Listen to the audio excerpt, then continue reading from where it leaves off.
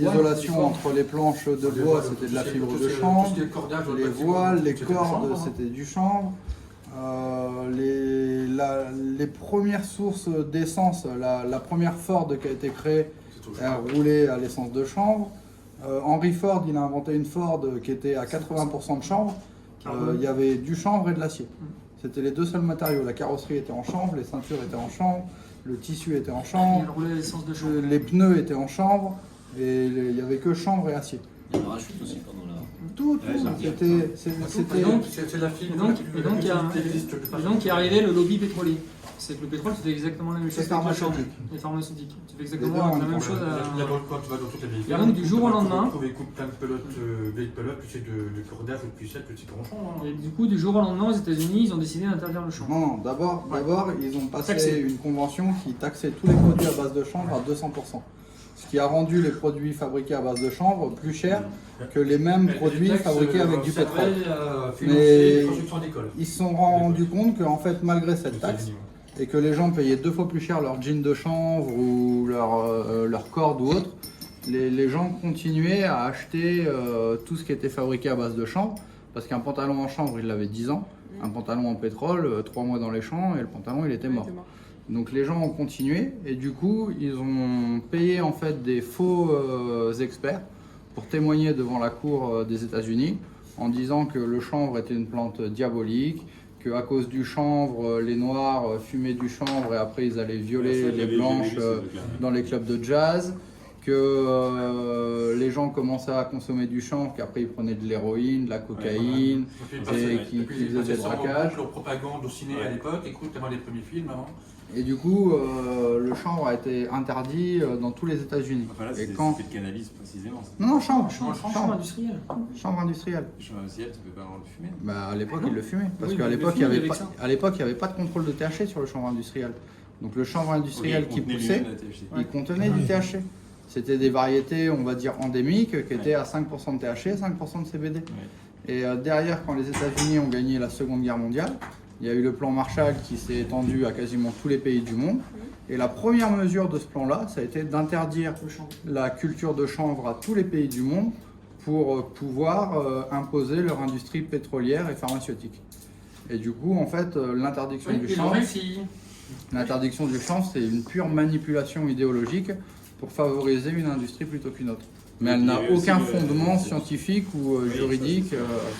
Il y avait aussi le fait que les types qui étaient dans ce que j'avais lu, c'est que les types qui étaient dans les commissions qui étaient là pour contrôler la prohibition de l'alcool, quand l'alcool a de nouveau été légalisé, devaient trouver un sens à leur administration et à leur département.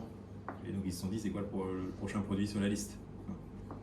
Et donc ils ont fait du lobbying pour y mettre le cannabis.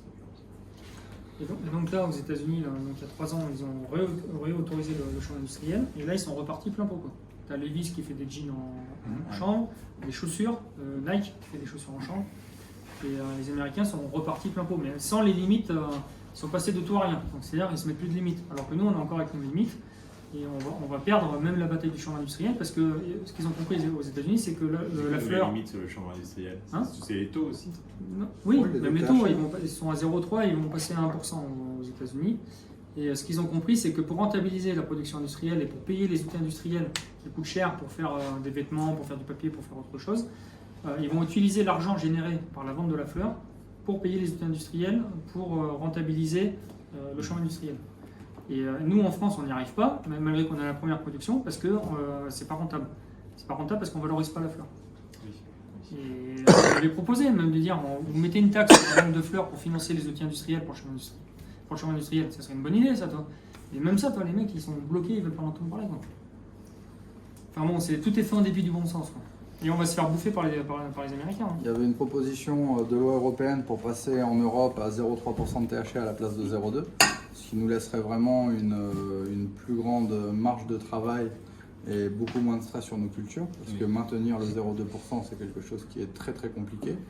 Le seul pays de l'Union européenne qui a dit non, on n'en veut pas, c'est la France, qui était représentée par MPITRE, parce qu'ils ont dit non, nous on veut surtout pas que vous passiez de 0,2 à 0,3. On a développé toutes nos semences à 0,2, on a le monopole.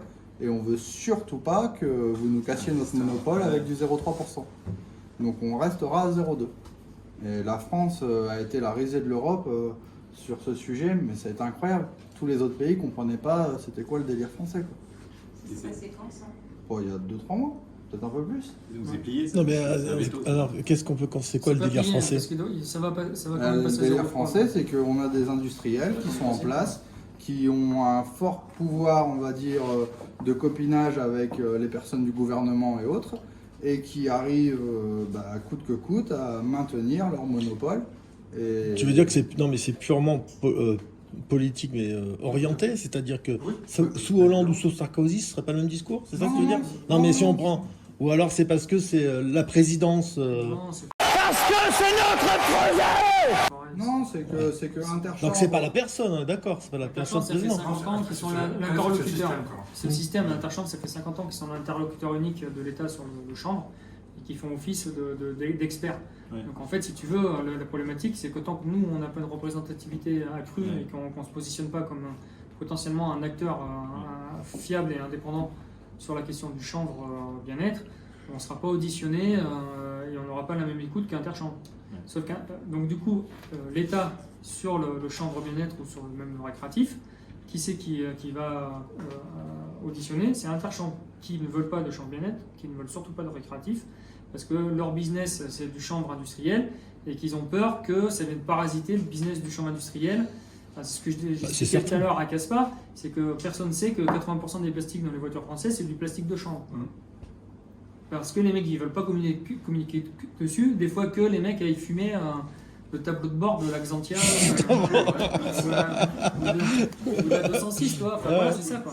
Alors que Pourtant les nouvelles Peugeot d'Armada commandées, écoute, c'est pas c'est en plastique de chanvre. Ouais. Tu veux dire que c'est un lobby quelque part qui est aussi gros que les céréaliers ou les. Enfin, c'est énorme ce que tu me dis. C'est-à-dire que ces champs-là, on devrait les voir quand même. Quand tu traverses la France, tu roules. Les champs, tu vas dans l'Aube ou tu vas dans la région d'Angers, il y a des milliers d'hectares de chanvre. Mais c'est du chanvre industriel.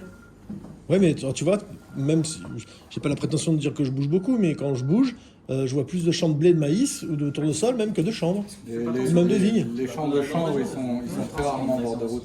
Voilà. Les champs de chanvre, il y a tellement de galvaudage dans les parcelles que tous les agriculteurs essaient de les mettre un petit peu à l'écart. Si tu mets un champ de chanvre au bord de la route, tu as tous les gens qui vont reconnaître T'as une ruée qui vont s'arrêter, ils vont te ruiner le champ, ils vont aller se prendre en photo dedans, ils vont aller voler 2 fleurs.